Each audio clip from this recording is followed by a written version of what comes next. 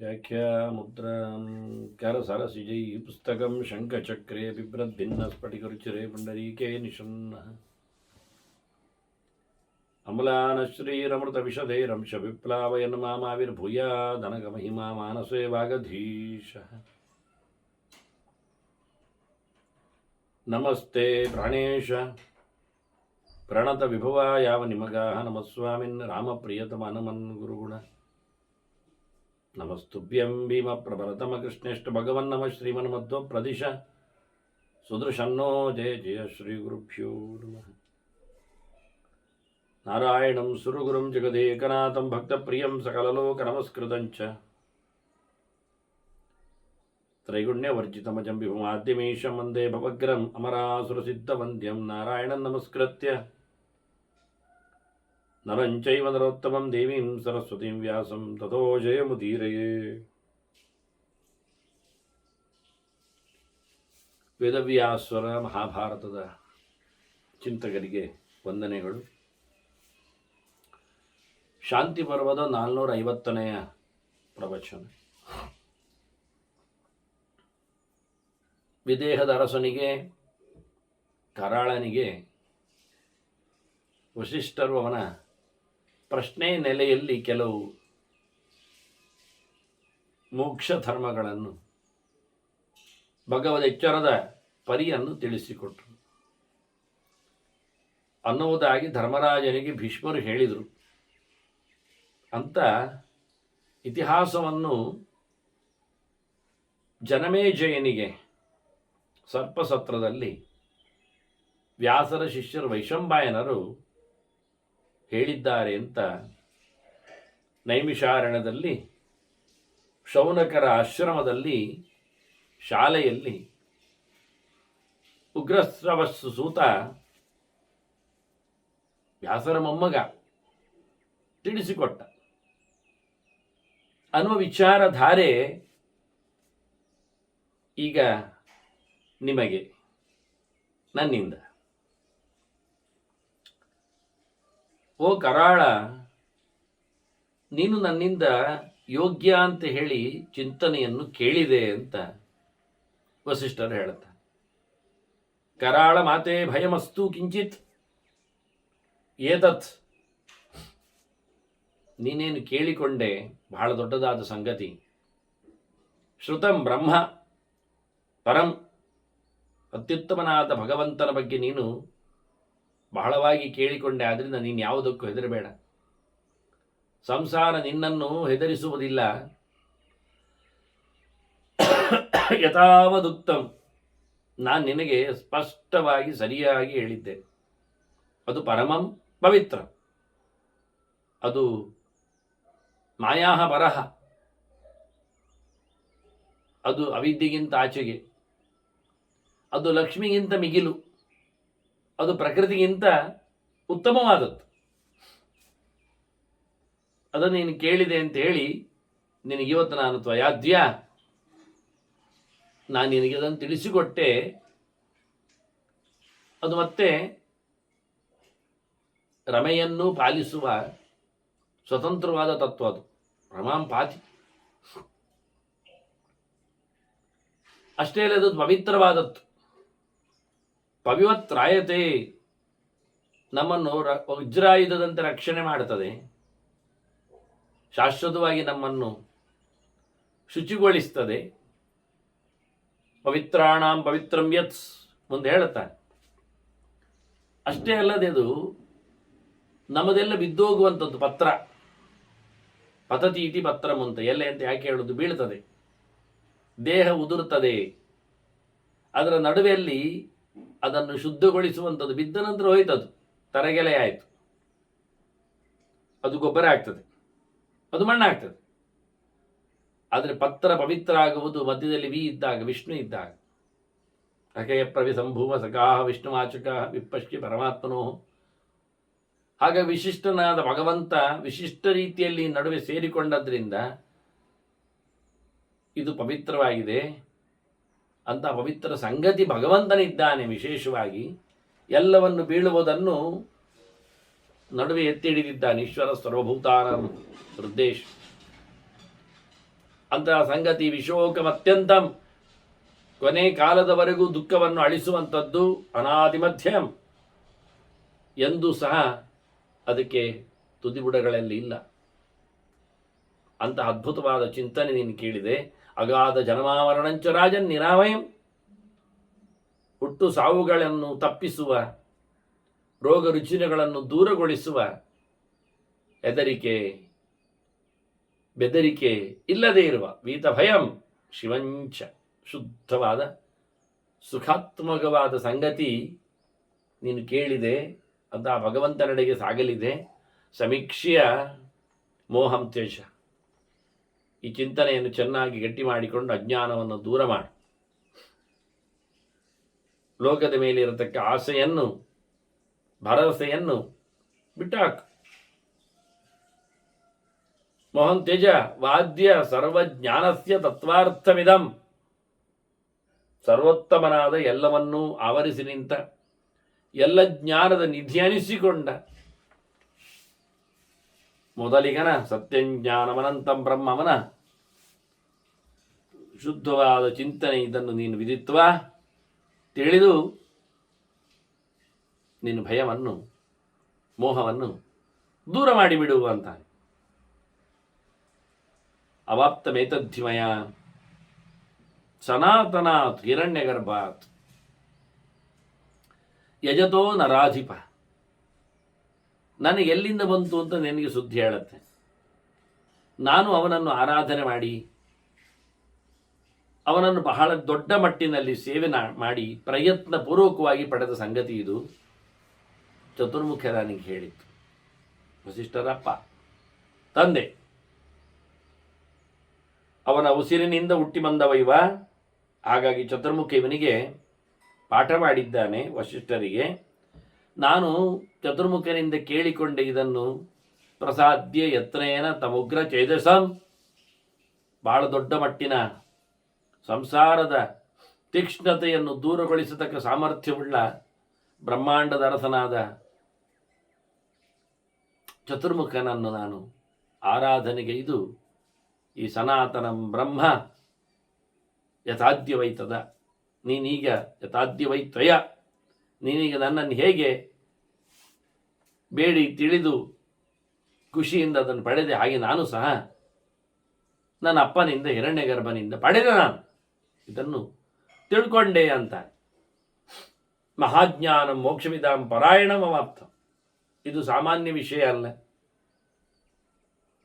ಇದು ಮೋಕ್ಷವಿದ್ಯೆ, ದೊಡ್ಡ ಜ್ಞಾನ, ಎಲ್ಲರೂ ಪಡೆಯಬೇಕಾದ, ಎಲ್ಲರಿಗೂ ಆಸರೆಯಾದ ಭಗವಂತನ ಚಿಂತನೆ ಇದು ಅಂತ ಹೇಳಿದ. ಹೀಗೆ ತನಗೆ ಬಂದಿರತಕ್ಕ ಸುದ್ದಿಯನ್ನು ತಿಳಿಸಿ ಕರಾಳನಿಗೂ ಏನೂ ಆಗದಂತೆ ಭರವಸೆ ನೀಡಿದ ವಸಿಷ್ಠರ ಚಿಂತನೆಯನ್ನು ಕೊಟ್ಟ ಭೀಷ್ಮ ಧರ್ಮರಾಜನೇ ಹೇಳುತ್ತಾನೆ, ನಾವಬುದ್ಧ್ಯತಿ ತತ್ವೇನ ಬುದ್ಧ್ಯಮಾನಃ ಅಜರಾಮರಂ ಪುನರಾವೃತ್ತಿ ಮಾಪ್ನೋತಿ ಪರಂ ಜ್ಞಾನಮವಾಪ್ಯಶ. ಯಾರು ಚೆನ್ನಾಗಿ ತಿಳ್ಕೊಳ್ಳುವುದಿಲ್ಲ, ಹೇಳಿಕೊಟ್ಟರು ಹೇಳಿದವನಿಂದ, ಅಂಥವನು ಮತ್ತೆ ಹಿಂದೆ ಬರಲಿಕ್ಕಿದ್ದಾನೆ. ಅವನಿಗೆ ಹುಟ್ಟು ಸಾವುಗಳಿವೆ. ಆದ್ದರಿಂದ ಹೇಳಿಕೊಟ್ಟವನು ಒಳ್ಳೆಯದಿದ್ರು, ಕೇಳುವವನು ಸರಿಯಾಗಿ ಕೇಳದೇ ಇದ್ರೆ, ಚೆನ್ನಾಗಿ ಅರಿತುಕೋ, ಅರಿವು ಉದ್ಧಾರಕ ಅನ್ನೋದನ್ನು ಹೇಳ್ತಾನೆ. ಮತ್ತೆ ನಿನಗೆ ಎಲ್ಲಿಂದ ಬಂತು ಅಂದರೆ ಭೀಷ್ಮರು ಹೇಳ್ತಾರೆ, ನನಗೆ ನಾರದರು ಹೇಳಿಕೊಟ್ಟದ್ದು, ನಾರದರಿಗೆ ವಸಿಷ್ಠರೇ ಹೇಳಿದ್ದು, ವಸಿಷ್ಠರಿಗೆ ಚತುರ್ಮುಖ ಹೇಳಿದ್ದು ಅಂತ ಹೇಳಿ ಆಗಿದೆ. ಹಾಗಾಗಿ ಭೀಷ್ಮರು ತಾನು ಪಡೆದ ಈ ಸಂಗತಿಯನ್ನು ಮತ್ತೆ ಧರ್ಮರಾಜನಿಗೆ ಹೇಳುತ್ತಾ, ಏನಕ್ಷರಾಕ್ಷರೇ ವಿತ್ತೆ ಭಯಂತಸ್ಯ ನೈವಿದ್ಯತೆ ಅಂತ. ಯಾರಿಗೆ ಈ ಎರಡು ತತ್ವಗಳು, ಕ್ಷರ ಮತ್ತು ಅಕ್ಷರ ತತ್ವಗಳು ಗೊತ್ತಾಗ್ತದೆ, ಇಡೀ ಜಗತ್ತನ್ನು ಕ್ಷರ ಸರ್ವಾಣಿ ಭೂತಾನಿ ಅಂತ ತಿಳ್ಕೊಂಡು ಅಕ್ಷರಗಳಾದ ಅವ್ಯಕ್ತಗಳನ್ನು ಪರಿಚಯಿಸಿಕೊಂಡು ಸರ್ವೋತ್ತಮನಾದ ಭಗವಂತನನ್ನು ಯಾರು ತಿಳ್ಕೊಳ್ತಾನೆ, ಅವನಿಗೆ ಸಂಸಾರ ಇಲ್ಲ.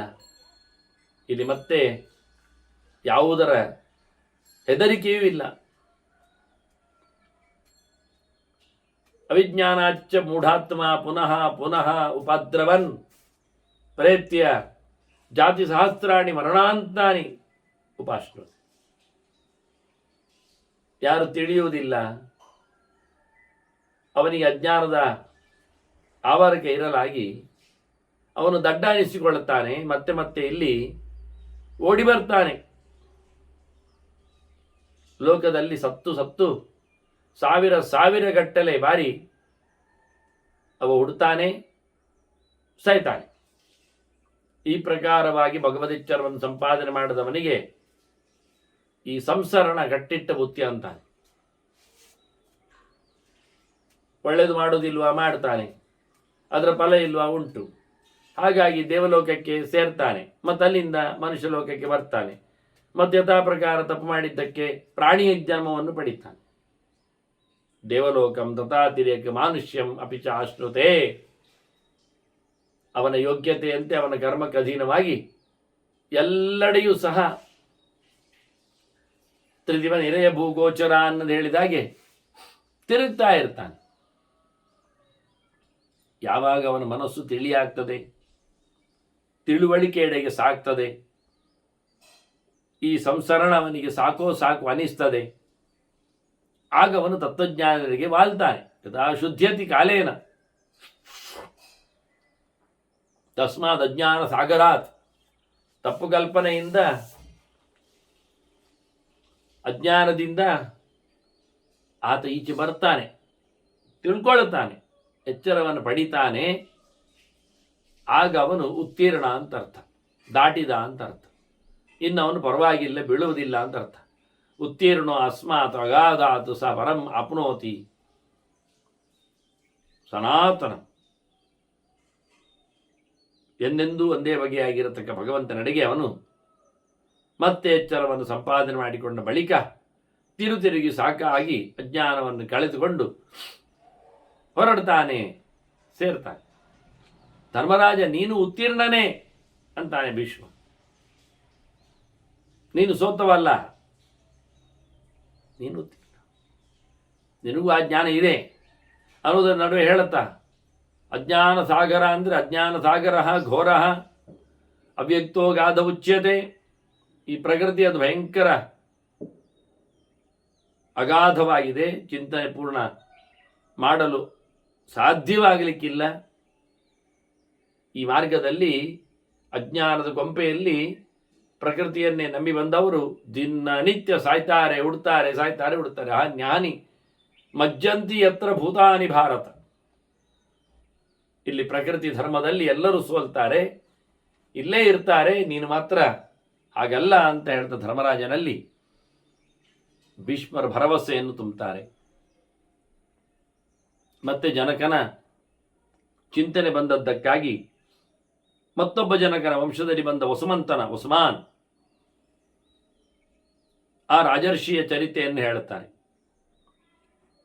ಅವನ ಬೇಟೆಯಲ್ಲಿ ಕಾಡಿನಲ್ಲಿ ಭೃಗುವಂಶದವನ ಒಬ್ಬ ಋಷಿಯ ಆಶ್ರಮದಲ್ಲಿ ಬಂದಿದ್ದ. ಅಲ್ಲಿ ಅವನಿಗೆ ಆ ಋಷಿ ಭಾರ್ಗವ ಏನು ಉಪದೇಶ ಕೊಟ್ಟ ಧರ್ಮದ ಚಿಂತನೆ, ಅದನ್ನು ಭೀಷ್ಮರು ಹೇಳ್ತಾರೆ.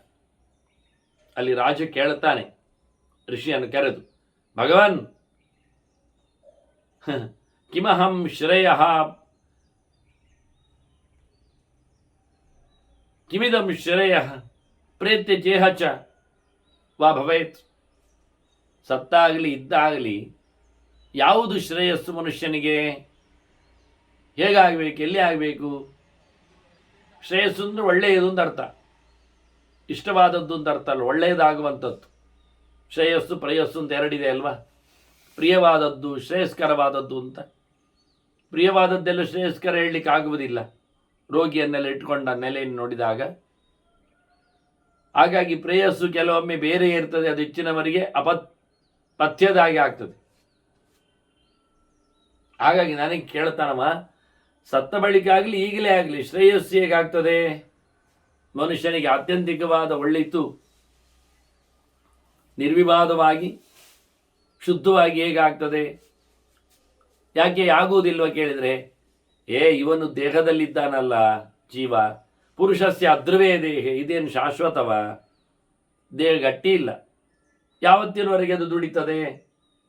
ನಮಗೆ ಎಂದೆಂದಿಗೂ ಒಳ್ಳೆಯದಾಗಬೇಕು, ಈಗ ಮಾತ್ರ ಅಂತಲ್ಲ, ಮುಂದೆಯೂ. ಹಾಗಾದರೆ ನಮ್ಮ ದೇಹದ ಕಥೆ ಏನು? ಅದು ಗಟ್ಟಿಮುಟ್ಟಿ ಇಲ್ಲ. ಮುಂದೆಗೆ ಬೇಕಾದಂಥ ಕೆಲಸವನ್ನು ಈ ಹಿಂದೆಯೇ ಮಾಡುವಾಗಿಲ್ಲ, ಇಂದಿಗೆ ಬೇಕಾದ್ದನ್ನು ಸಹ ಅದಕ್ಕೆ ಬೇಕಾದ ಹಾಗೆ ನಡೆಸಲಿಕ್ಕೆ ಆಗ್ತಾ ಇಲ್ಲ. ಅದನ್ನ ದೇಹ ಅದು ಶಾಶ್ವತವಲ್ಲ. ಕಾಮಸ್ಯ ವಶವರ್ತಿನ, ಬಯಕೆಗಳ ಗೂಡು ಬೇರೆ. ಬೇಕಾದ್ದನ್ನೆಲ್ಲ ಬಯಸಿಕೊಂಡು ಅದರ ಬೆನ್ನ ಹಿಂದೆ ಬಿದ್ದಿದೆ ಈ ದೇಹ. ಹಾಗಾಗಿ ಇದಕ್ಕೆ ಒಳ್ಳೆಯದನ್ನು ಕೇಳುವ ಯೋಗ್ಯತೆ ಇಲ್ಲ, ಆಗ್ತಾ ಇದ್ರು ಬಿಡುವುದಿಲ್ಲ. ಆದ್ರಿಂದ ನನಗೆ ಒಳ್ಳೆಯದಾಗುವುದು ಹೇಗೆ? ದೇಹದಲ್ಲಿನ ಕೆಟ್ಟ ಧರ್ಮ ಇರಲಾಗಿ ದೇಹವೇ ಒಂದು ಕೆಟ್ಟದಾಗಿ ಇರಲಿಕ್ಕೆ ಹೋಗಿ ನಾವು ಹೇಗೆ ತಾನೇ ಒಳ್ಳೆಯದನ್ನು ಮಾಡಲಿಕ್ಕಾಗ್ತದೆ ಕೇಳ್ತಾನೆ. ಅದಕ್ಕೆ ಆ ಭೃಗುವಂಶದ ಋಷಿ ಅವನು ಉತ್ತರ ಕೊಡ್ತಾನೆ ರಾಜನಿಗೆ. ಸ್ವಲ್ಪ ರಾಜರು ಅಂದ ತಕ್ಷಣ ಋಷಿಗಳ ಆಶ್ರಮದಲ್ಲಿ ಮಾಮೂಲಿ ಋಷಿಗಳಿಗೂ, ಹಾಗಾಗಿ ರಾಜರಿಗೂ ಋಷಿಗಳು ಅಂದರೆ ದೊಡ್ಡ ಸಂಗತಿ ಸಹಜವಾಗಿ. ಹೀಗಾಗಿ ಬಹಳ ಸುಂದರವಾಗಿ ಎಳೆಯ ರಾಜನನ್ನು ಅವು ಮಾತಾಡಿಸ್ತಾನೆ ಋಷಿ. ಅವನು ಕೇಳಿದ್ದಕ್ಕೆ ಉತ್ತರ ಹೇಳುತ್ತಾನೆ. ನಿನಗೆ ಒಳ್ಳೆಯದಾಗಬೇಕಾದರೆ ಮೊದಲು ನೀನು ಯಾರಿಗೂ ಕೆಟ್ಟವನಾಗಬಾರದು, ಇಷ್ಟೇ ವಿಷಯ. ಸೈಕಾಲಜಿ ಇದು, ಮನಃಶಾಸ್ತ್ರದ ಒಂದು ಪರಿಹಾರ. ರಾಜ ಕೇಳಿದಾಗೆ ಬದುಕುವಾಗಲೂ ಸತ್ತ ಬಳಿಕವು ಒಳ್ಳೆಯದಾಗಬೇಕು ಅಂತ ಉಂಟು ಮಾರೆ, ಎಂತ ಮಾಡೋದು? ಅದಕ್ಕೆ ಹೇಳ್ತಾನೆ, ಬದುಕುವಾಗ ಅಲ್ವಾ ಒಳ್ಳೆಯದಾಗಬೇಕಲ್ಲ. ಹೌದು, ಹಾಗಾದರೆ ನೀನು ಯಾರಿಗೂ ಕೆಟ್ಟದ್ದು ಮಾಡಬಾರ್ದು, ಅಷ್ಟೇ, ಒಳ್ಳೆಯದಾಗ್ತದೆ. ನಮ್ಮಿಂದ ಇನ್ನೊಬ್ಬರಿಗೆ ತೊಂದರೆ ಆಗಲಿಲ್ಲ ಆದರೆ ನಮಗೂ ಇನ್ನೊಬ್ಬರಿಂದ ತೊಂದರೆ ಆಗುವುದಿಲ್ಲ, ಅಲ್ಲಿ ಒಳ್ಳೆಯದಾಯ್ತಲ್ಲ. ಬಹಳ ಚೆನ್ನಾಗಿ ಮನಸಃ ಪ್ರತಿಕೂಲಾನಿ ಪ್ರೇತ್ಯಜೇಹ ನಚೇಚ್ಛಸಿ ಭೂತಾನಾಂ ಪ್ರತಿಕೂಲೇಭ್ಯ ನಿವರ್ತಸ್ವ ಯತೇಂದ್ರಿಯ. ನಿನಗೊಂದೊಮ್ಮೆ ಮನಸ್ಸಿನಲ್ಲಿ ಯಾರ ಮೇಲೂ ಸಹ ಕೆಡುಗಾಗಬೇಕು ಅಂತ ಆಸೆ ಉಂಟ? ಇಲ್ಲಲ್ಲ, ಇಲ್ಲ. ಸತ್ತ ಬಳಿಕಾದ್ರೂ ಉಂಟ ಹಾಗೆ? ಎಂತದ? ಹಾಗಾದ್ರೆ ಒಂದು ಕೆಲಸ ಮಾಡಿ, ನೀನು ಇರುವಾಗಲೇ ಇಲ್ಲಿ ಯಾವುದೇ ವ್ಯಕ್ತಿಗಳಿಗೆ ವಿರೋಧ ಆಗುವುದಂತೆ ಇರುವುದಿಲ್ಲ ಅಂತ ಮಾಡಿಕೊ. ಸ್ವಲ್ಪ ಕಷ್ಟ ಉಂಟು, ಇಂದ್ರಿಯಗಳನ್ನೆಲ್ಲ ಕಟ್ಟಿ ಹಾಕಬೇಕು, ಎಲ್ಲ ಇಂದ್ರಿಯಗಳನ್ನು. ಹಾಗಾಗಿ ನೀನು ಯಾವುದೇ ಪಕ್ಷಿ, ಪ್ರಾಣಿ, ಮರಮಟ್ಟುಗಳು, ಜನ ಮಂದಿ ಯಾರಿಗೂ ಸಹ ನೀನು ಯಾವುದೇ ಪ್ರಕಾರದಲ್ಲಿಯೂ ಪ್ರತಿಕೂಲವನ್ನು ಮಾಡುವುದಿಲ್ಲ, ವಿರೋಧವನ್ನು ನಡೆಸುವುದಿಲ್ಲ ಎನ್ನುವುದನ್ನು ನೀನು ಗಟ್ಟಿ ಮಾಡಿಕೊಂಡರೆ ಮಾನಸಿಕವಾಗಿಯೂ ಶಾರೀರಿಕವಾಗಿ ಮಾತ್ರ ಅಲ್ಲ. ಹಾಗಾಗಿ ನಿನಗೆ ಇಲ್ಲಿಗೂ ಸತ್ತ ಬಳಿಕವೂ ತೊಂದರೆ ಆಗಬಾರದು ಅಂತಿದ್ರೆ ನೀನು ಇಲ್ಲಿರುವಾಗಲೇ ಯಾರ ಮೇಲೂ ಸಹ ಪ್ರತಿಕೂಲವನ್ನು ಮಾಡುವುದರಿಂದ ಹಿಂಜರಿದು ಬಿಡು, ವಿರೋಧ ಆಗದಂತೆ ನೋಡು. ಯಾಕೆಂದರೆ ಧರ್ಮ ಸದಾಹಿತ ಪುಂಸಾಂ ಧರ್ಮಶ್ಚೈವ ಆಶ್ರಯ ಸತಾಂ ಧರ್ಮಾತ್ ಲೋಕಾ ತ್ರಯ ತಾತ ಪ್ರವೃತ್ತಾ ಸಚರಾಚರ. ಇಡೀ ಲೋಕವೇ ಎದ್ದು ನಿಂತದ್ದು ಧರ್ಮದಿಂದ. ಒಳ್ಳೆಯದು ಮಾಡುವುದು ಜನರಿಗೆ ಯಾವತ್ತೂ ಒಳ್ಳೆಯದೇ. ಒಳ್ಳೆಯ ಕ್ರಿಯೆಯೇ ಧರ್ಮ, ಅಷ್ಟೇ. ಧರ್ಮ ಅಂದರೆ ಮಿಯರ್ ಆಕ್ಷನ್, ಆದರೆ ಅದು ಶುದ್ಧವಾಗಿರಬೇಕು ಅನ್ನುವ ನೆಲೆಯಲ್ಲಿ. ಹೀಗಾಗಿ ಧರ್ಮವು 3 ಲೋಕದಲ್ಲಿ 3 ಪ್ರಕಾರದ ಜನರಲ್ಲಿ ವ್ಯಾಪ್ತಿಯನ್ನು ಪಡೆದಿದೆ.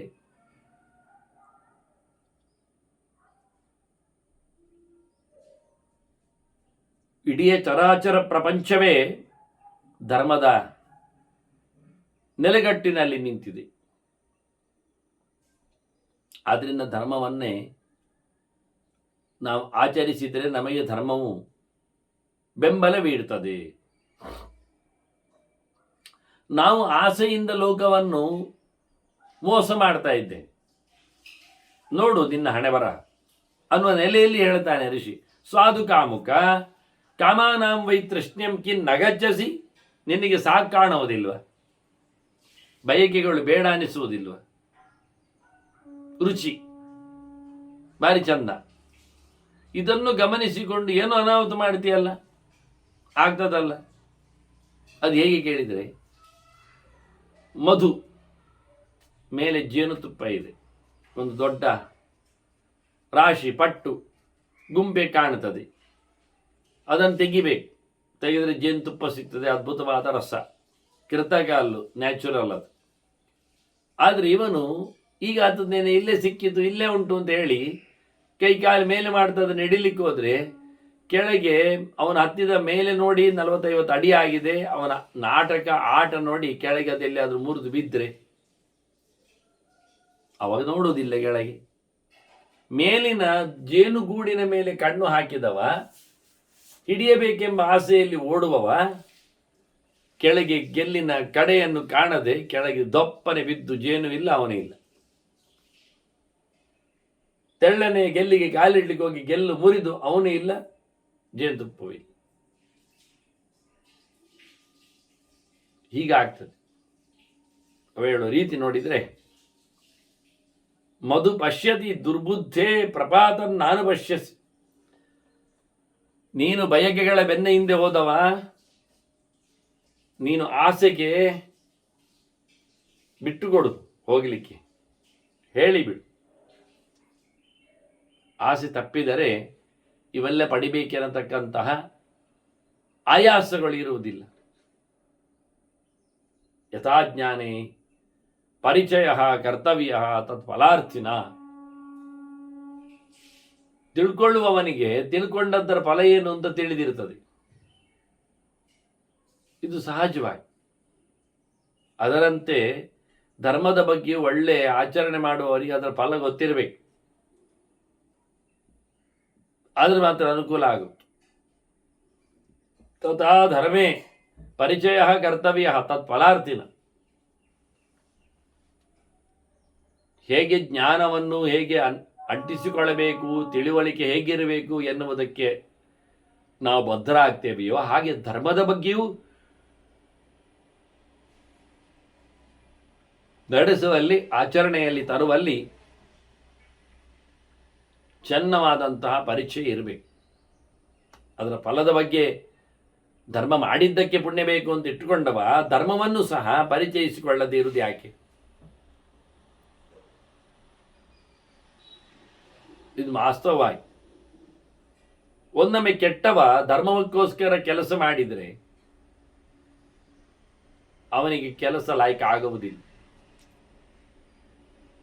ಅವನು ಕೆಟ್ಟವ, ಅವ ಧರ್ಮದ ಪ್ರಕಾರದಲ್ಲಿ ಕೆಲಸ ಮಾಡಿದ, ಕೆಟ್ಟವ ಧರ್ಮದ ಪ್ರಕಾರದಲ್ಲಿ ಕೆಲಸ ಮಾಡಿದ, ಅದು ಅವನಿಗೆ ಆಗುವುದಿಲ್ಲ ಕೆಲಸ. ಎಷ್ಟು ಸುಲಭವಾದ ಕೆಲಸ ಆದರೂ ಬಹಳ ಕಷ್ಟ ಆಗ್ತದೆ ಅವನಿಗೆ. ಯಾಕೆ? ಅವನು ಕೆಟ್ಟವನಾದ್ರಿಂದ. ಅದೇ ಒಳ್ಳೆಯವನು ಕೆಲಸ ಮಾಡ್ತಾನೆ ಒಳ್ಳೇದಾಗ್ಲಿ ಅಂತ ಹೇಳಿ. ಕೆಟ್ಟವನು ಮಾಡಿದ್ರೆ ಒಳ್ಳೇದಾಗ್ಲಿ ಹೇಳಿ ಮಾಡಿತ್ತು, ಒಳ್ಳೆಯವನು ಒಳ್ಳೇದಾಗ್ಲಿ ಅಂತ ಹೇಳಿ ಮಾಡ್ತಾನೆ. ಆಗ ಅವನಿಗೆ ಎಂಥ ಕಷ್ಟ ಕೆಲಸವು ಸುಲಭವಾಗಿ ಆಗ್ತದೆ, ಬೇಗನೆ ಆಗ್ತದೆ. ಅಸದಾ ಧರ್ಮಕಾಮೇನ ವಿಶುದ್ಧಂ ಕರ್ಮ ದುಷ್ಕರಂ. ವಿಶುದ್ಧಂ ಕರ್ಮ ದುಷ್ಕರಂ. ಒಳ್ಳೆ ಕೆಲಸ ಮಾಡಿದವನಿಗೆ ಕಷ್ಟ ಆಗ್ತದೆ. ಧರ್ಮಕಾಮೇನ ಅಸತ. ಅವನು ಒಳ್ಳೆದಾಗ್ಲಿ ಅಂತಲೇ ಬಯಸಿದ್ದಾನೆ, ಆದರೆ ಅವನಲ್ಲಿ ಒಳ್ಳೆದಾಗುವುದಿಲ್ಲ. ಅದೇ ಇವನಾದ್ರೆ, ಒಳ್ಳೆಯವನಾದ್ರೆ ಅವನು ವಾಸ್ತವವಾಗಿ ಕಾಮ್ಯದ ಮುಖದಲ್ಲಿ ಅವನು ನಿಲ್ಲದೇ ಇರೋದ್ರಿಂದ ಸತಾತು ಧರ್ಮಕಾಮೇನ ಸುಕರಂ ಕರ್ಮ ದುಷ್ಕರಂ. ಎಷ್ಟು ಕಷ್ಟದ್ದು ಬೇಗ ಆಗ್ತದೆ ಅವನಿಗೆ. ಯಾಕೆ? ಅವನು ಧರ್ಮಕಾಮನೆಯಿಂದ ಮಾಡಿತ್ತು. ಈ ರೀತಿಯಾಗಿ ಇಬ್ಬರ ಪ್ರಕಾರಗಳನ್ನು ಉಲ್ಲೇಖ ಮಾಡುತ್ತಾ ಅದಕ್ಕೆ ಸಹಜವಾಗಿ ದೃಷ್ಟಾಂತವಾಗಿ ಹೇಳ್ತಾನೆ, ಕಾಡಿನಲ್ಲಿದ್ದವ ಊರಿನಂತೆ ಬದುಕಿದ್ರೆ ಅವನು ಊರಿನವಾಗ್ತಾನ ಕಾಡಿನವಾಗ್ತಾನ?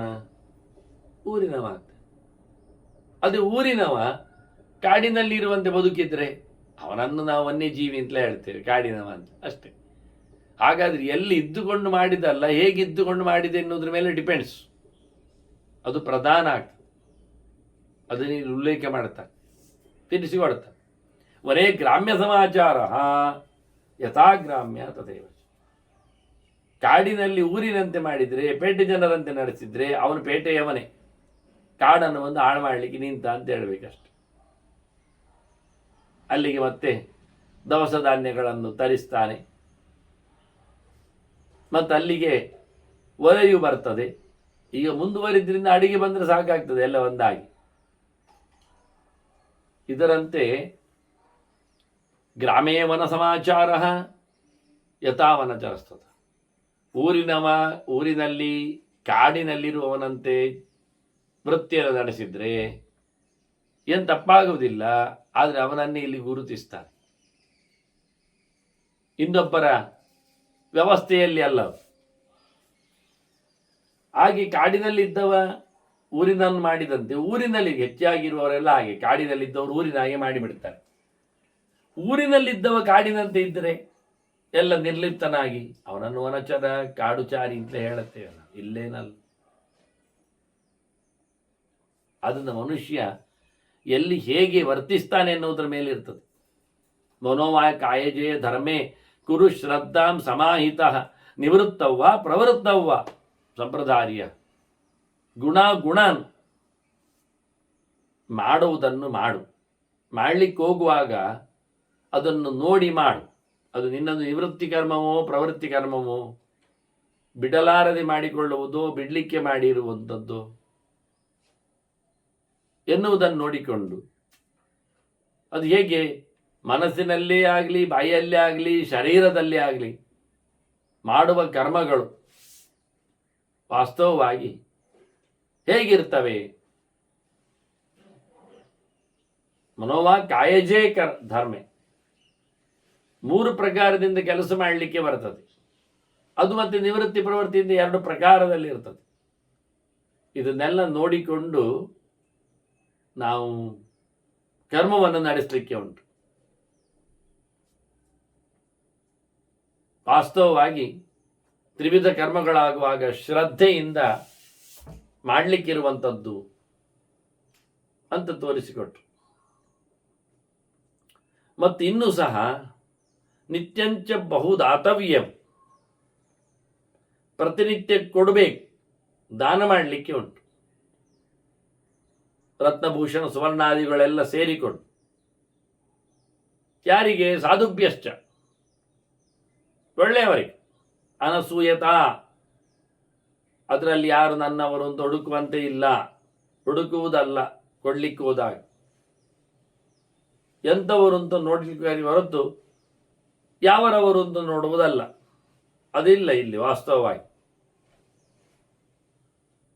ಹಾಗೆ ಕೊಡುವಾಗ ಒಳ್ಳೆಯವರಿಗೆ ಕೊಟ್ಟರೆ ಆಯ್ತು, ಸಾಧುಗಳಿಗೆ. ಮತ್ತೆ ವಾಸ್ತವವಾಗಿ ಅದು ಹೇಗಿರ್ತದೆ, ಯಾವ ನಮೂನೆಯಲ್ಲಿರುವಂಥದ್ದು? ಅವರು ಕೇಳಿದಾಗ ಕೊಡಲಿಕ್ಕೆ, ಪ್ರಾರ್ಥಿತಂ, ಕೊಡುವಾಗ ಅದೇನು ಚಿತ್ರದಲ್ಲಿ ಕೊಟ್ಟಾಗ ಎಡಕೈಯಿಂದ ಎಣ್ಣೆ ಕೊಟ್ಟ ಅಂತ, ಕೊಡುವ ಕೈ ಬಲ ಕೈಗೆ ಬಹಳ ತಡವಾಗಿರುವುದಿಲ್ಲ. ಅದು ಒಂದಿನದಲ್ಲಿ ಹೇಳ್ಬೋದು, ಮರುದಿನದಿಂದ ನೋಡ್ಬೋದಲ್ಲ, ತಡ ಆಗದಂತೆ. ಚಿತ್ರ ಮಾಡಿ ಹಾಕುವಂತೆ ಅಲ್ಲಲ್ಲ, ಅದು ಐತಿಹಾಸಿಕ ಅಲ್ಲ ತಾನೆ. ಹೀಗಾಗಿ ಇದನ್ನು ಬಹಳ ಚಂದವಾಗಿ ಗುರುತಿಸಿದ್ರು. ವಾಸ್ತವವಾಗಿ ಪ್ರತಿನಿತ್ಯ ಕೊಡ್ಲಿಕ್ಕುಂಟು, ಒಳ್ಳೆಯವರಿಗೆ ಹೊಟ್ಟೆಗಿಚ್ಚು ಪಡುವುದಲ್ಲ, ಇವನು ನನಗೇನು ಸಹಾಯ ಮಾಡಲಿಲ್ಲ ಅಂತ ಹೇಳುವುದಲ್ಲ, ಅದೆಲ್ಲ ಬದಿಗಿತ್ತು ವಾಸ್ತವವಾಗಿ.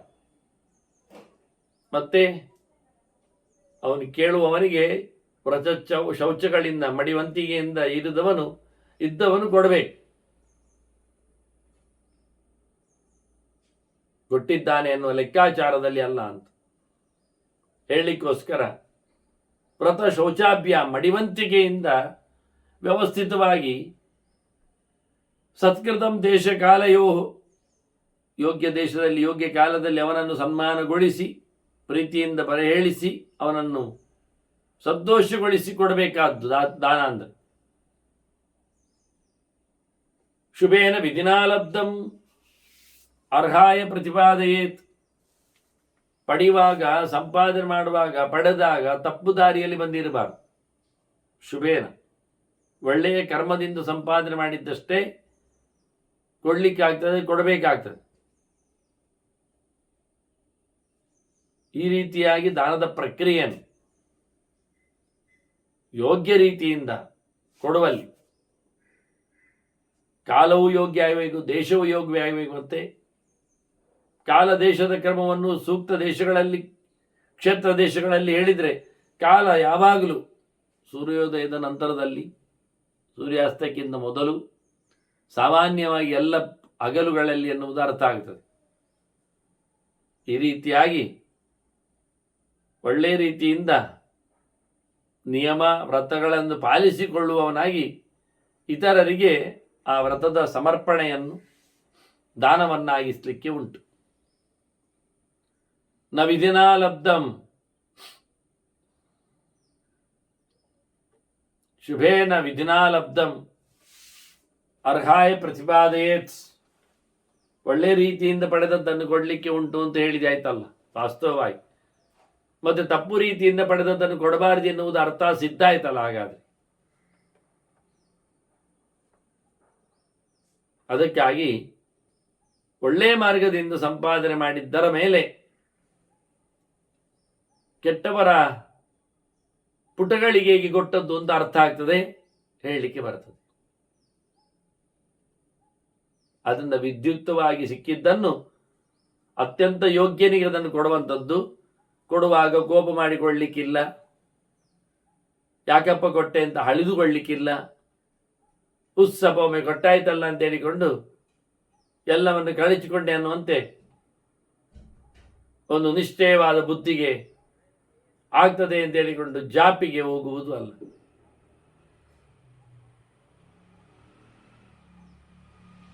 ಕೋಪ ಮೃತ್ಸಜ್ಯ ತತ್ವಾತ ನ ಅನುತಪ್ಪೇತ ನ ಕೀರ್ತಯೇತ್. ಮಾಡಿದ ನಂತರ ಅಯ್ಯೋ ಆಗಿ ಹೋಯ್ತಲ್ಲ, ಮಾಡಬಾರ್ದಿತ್ತಲ್ಲ, ಕೊಡಬಾರ್ದಿತ್ತಲ್ಲ, ಜಾಸ್ತಿ ಆಯಿತು ಎನ್ನುವ ಪರಿತಾಪ ಇರಬಾರದು. ಮತ್ತೆ ಅಷ್ಟೇ ಅಲ್ಲ, ಹೇಳಿಕೊಂಡು ತಿರುಗಬಾರದು. ಕೊಟ್ಟಿದ್ದೇನೆ, ಆಗಿಬಿಟ್ಟಿದೆ, ಇಷ್ಟ ಆಯಿತು, ಅದು ಇಲ್ಲ. ಪ್ರಚಾರ ಮಾಡಲಿಕ್ಕಿಲ್ಲ, ನೋವು ಸಂಕಟವನ್ನು ಹಂಚಿಕೊಳ್ಳುತ್ತೇನೆ ಅಂತ ಹೇಳಿಕೊಂಡು ಕೂಗ್ಲಿಕ್ಕೂ ಇಲ್ಲ. ಇದೆಲ್ಲ ನನ್ನದೇ ಆಗಿರತಕ್ಕಂತಹ ಸಾಧನೆಯ ಅಡ್ಡಿ. ಇದನ್ನು ಸರಿಪಡಿಸಿಕೊಂಡು ನಾನು ಮುಂದುವರಿಲಿಕ್ಕೆ ಅದೇ ನನ್ನದು ಕೊಡುಗೆ ಎನ್ನತಕ್ಕ ಎಚ್ಚರದಲ್ಲಿ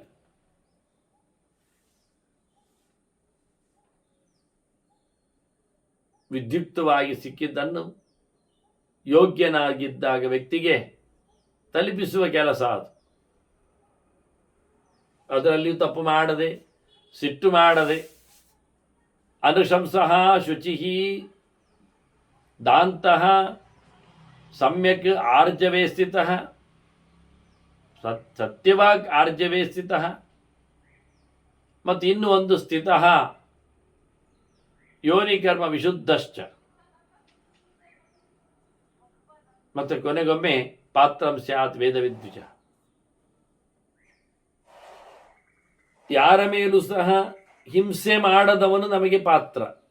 ಮನುಷ್ಯ ಮಾತ್ರನ ಮೇಲೆ ಕರುಣೆ ಉಳ್ಳವನು ದಾನಕ್ಕೆ ಪಾತ್ರ. ಮತ್ತೆ ಶುಚಿಯು ಒಳ್ಳೆ ರೀತಿಯಲ್ಲಿ ಮಿಂದು ಮಡಿಯಾಗಿ ಬಂದವನು. ದಾಂತಹ ತನ್ನ ಇಂದ್ರಿಯಗಳನ್ನು ಭೋಗಲಾಲಸೆಗೆ ಓಡದಂತೆ ಕಂಟ್ರೋಲ್ ಮಾಡಿಕೊಂಡವ. ಮತ್ತೆ ಸತ್ಯವಾಕ್, ಸಹಜವಾಗಿ ಒಳ್ಳೆಯವರಿಗೆ ಒಳ್ಳೆಯದಾಗುವಂತೆಯೇ ನಾಲಿಗೆಯನ್ನು ಹರಿದು ಬಿಟ್ಟವ. ಮತ್ತೆ ಆರ್ಜವೇಸಿತ, ಪ್ರಾಮಾಣಿಕವಾಗಿರುವವನು. ಯಾವುದಕ್ಕೆ, ಯಾರಿಗೂ, ಎಲ್ಲಿಯೂ ಶುದ್ಧ ಪ್ರಾಮಾಣಿಕತೆ. ಮತ್ತು ಯೋನಿಕರ್ಮ ವಿಶುದ್ಧಶ್ಚ, ಯೋನಿಕೃತವಾಗಿ ಅವನು ದೂರ ಉಳಿಯುವಂತೆ ಇರಬಾರದು. ಅದರಂತೆ ಸ್ತ್ರೀ ನಿಮಿತ್ತವಾಗಿಯೂ ಅದು ಯೋನಿಯಲ್ಲೇ ಬಂತು. ಮತ್ತೆ ಕರ್ಮ ನಿಮಿತ್ತವಾಗಿಯೂ ಇದೆರಡರ ವಿಷಯದಲ್ಲಿ ಅವನು ಶುದ್ಧನಾಗಿರಬೇಕು. ತಪ್ಪು ಕೆಲಸ ಮಾಡುತ್ತಿರುವ ಒಬ್ಬ ಮಮತೆ ಬಿಟ್ಟವನು ಅಂತ ನಮಗೆ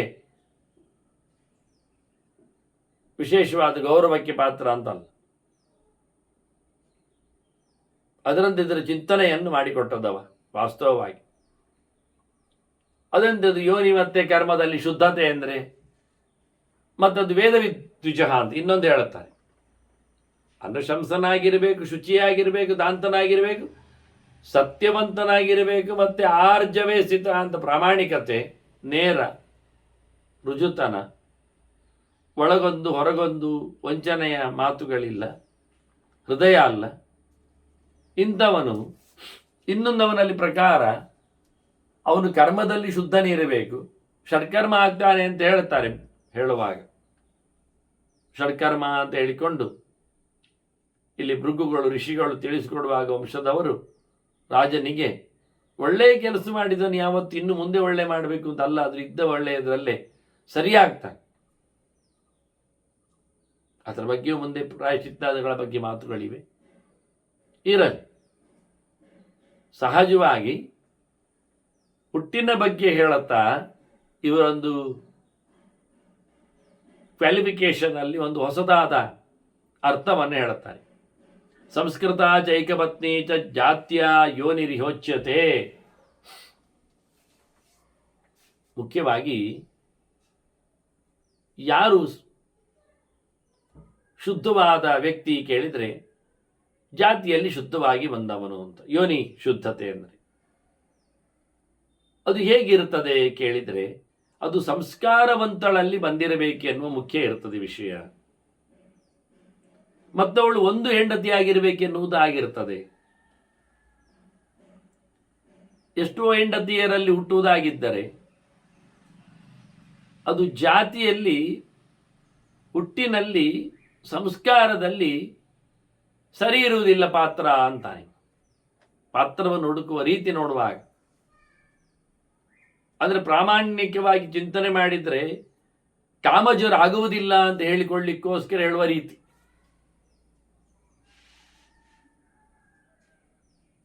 ಅದರ ಒಟ್ಟಿಗೆ ವೇದವಿತ್ತು ಅಂತ ಹೇಳಿದ್ದಾನೆ ಪಾತ್ರ. ವೇದ ತಿಳಿದವನು ಅಂದ್ರೆ ಏನರ್ಥ? ಋಗ್ಯಜುಸ್ಸಾಮಕಃ ವಿದ್ವ, ಅವನು ವೇದತ್ರಯಿ, 3 ವೇದಗಳನ್ನು ಬಲ್ಲವನಾಗಬೇಕು. ಮತ್ತೆ ಕರ್ಮದ ಶುದ್ಧಿ ಅಂದರೆ ಷಡ್ಕರ್ಮ, ಅದು ಪರವಾಗಿಲ್ಲ. ಓದಬೇಕು, ಓದಿಸಬೇಕು, ಹೋಮ ಮಾಡಬೇಕು, ಹೋಮ ಮಾಡಿಸಬೇಕು, ದಾನ ಕೊಡಬೇಕು, ದಾನ ಪಡಿಬೇಕು. ಇದು 6 ಕರ್ಮಗಳು ಅವನಲ್ಲಿ ಇರಬೇಕು. ದಾನ ಪಡೆಯುವ ಯೋಗ್ಯತೆ, ಹೋಮ ಮಾಡುವ ಯೋಗ್ಯತೆ, ಕಲಿಸಿಕೊಡುವ ಯೋಗ್ಯತೆ ಇದಿದ್ದಾಗ ಅಂಥವನನ್ನು ನಾವು ದಾನಕ್ಕೆ ಪಾತ್ರರು ಅಂತ ಹೇಳುತ್ತೆ. ಹೀಗೆ ಪಾತ್ರ ಚಿಂತನೆಯನ್ನು ಮಾಡುವ ಮೂಲಕವ ವ್ಯವಸ್ಥೆ ಧರ್ಮದ ಬಗ್ಗೆ ಹೇಳಲಿಕ್ಕೆ ಒಂದು ಮಾರ್ಗ ಇದೆ. ಅದೇನು ಕೇಳಿದರೆ ಧರ್ಮ ಮತ್ತು ಅಧರ್ಮ ಯಾವುದು? ಸ ಏವ ಧರ್ಮ ಸಹ ಅಧರ್ಮ ತಂ ಪ್ರತಿ ನರಂ ಭವೇತ್. ಒಬ್ಬೊಬ್ಬರಿಗೆ ಒಂದೊಂದು ರೀತಿಯಾದದ್ದು ಧರ್ಮ ಆಗ್ತದೆ. ಒಬ್ಬರ ಧರ್ಮ ಒಬ್ಬರಿಗೆ ಅಧರ್ಮ ಆಗ್ತದೆ. ಒಬ್ಬರ ಅಧರ್ಮ ಇನ್ನೊಬ್ಬರಿಗೆ ಧರ್ಮ ಆಗ್ತದೆ.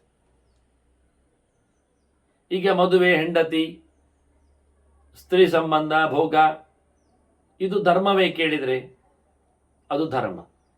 ಇದು ಅಧರ್ಮ ಅಲ್ಲವೇ ಕೇಳಿದರೆ ಅದು ಅಧರ್ಮ. ಯಾರಿಗೆ?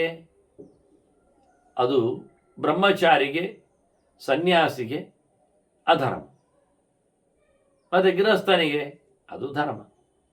ಮತ್ತು ವಾನಪ್ರಸ್ಥನಿಗೆ ಅದು ಧರ್ಮವೂ ಅಧರ್ಮವೂ ಅವನ ಲೆಕ್ಕಾಚಾರದಲ್ಲಿ ಉಂಟು, ಹೇಗೆ ಏನು ಅಂತ.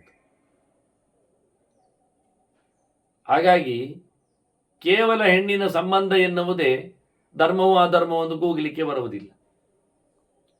ಕೇವಲ ಹೆಣ್ಣಿನ ಸಂಬಂಧ ಅಂತ ಹೇಳಿಕೊಂಡು ಸನ್ಯಾಸಿ ಅಂದ ತಕ್ಷಣವೂ ವಿಚಾರ ಮಾಡಬೇಕಾಗತ್ತೆ ಯಾವ ರೀತಿಯ ಸಂಬಂಧ ಅಂತ.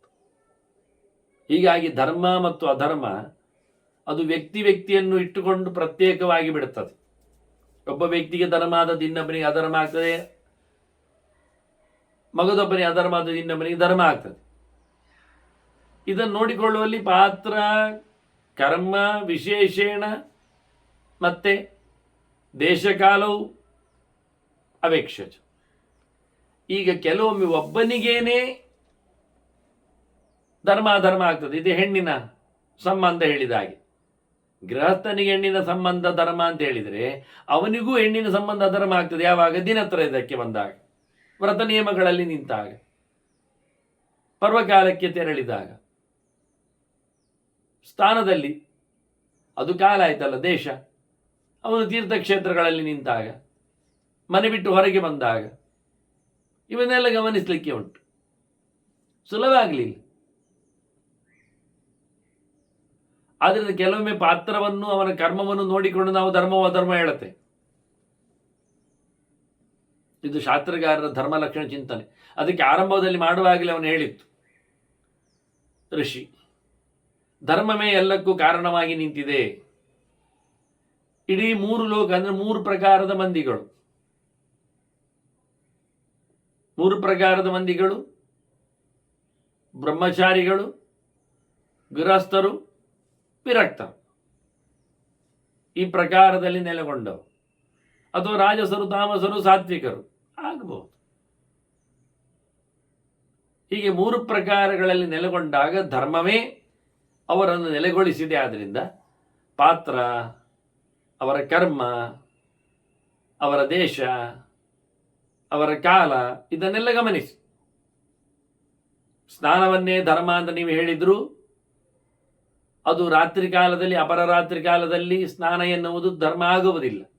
ಕಾರಣ ಇಲ್ಲದೆ ಇದ್ದಾಗ, ಯಾರದ್ದೋ ಸತ್ತದ್ದೋ ಯಾರದ್ದೋ ಹುಟ್ಟಿದ್ದೋ ಆದರೆ, ಯಾವುದೋ ಗ್ರಹಣದ ಕಾಲ ಆದರೆ ಆಗ ಮತ್ತೆ ಸ್ನಾನ ಉಂಟು.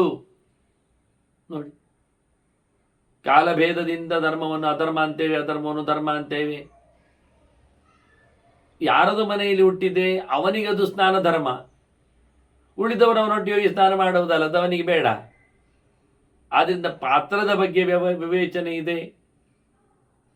ಹೀಗಾಗಿ ಧರ್ಮಗಳ ಬಗ್ಗೆ ಬಹಳಷ್ಟು ಸೂಕ್ಷ್ಮ ವಿಚಾರಗಳಿವೆ ಅಂತ ಹೇಳ್ತಾ ಋಷಿ ಬಹಳ ಜೋರಾಗಿಯೇ ಕೆಲವು ಮಾತುಗಳನ್ನು ರಾಜನಿಗೆ, ಜನಕನಿಗೆ, ವಸುಮಂತನಿಗೆ, ಅದು ಅವನ ಬೇಟೆಯಲ್ಲಿ ಬಂದದ್ದು, ಅವನ ಕಾಡಿಗೆ ಅಲ್ಲಿ ಕೇಳಿಕೊಂಡದ್ದು ಮಾತಾಡುತ್ತಾ.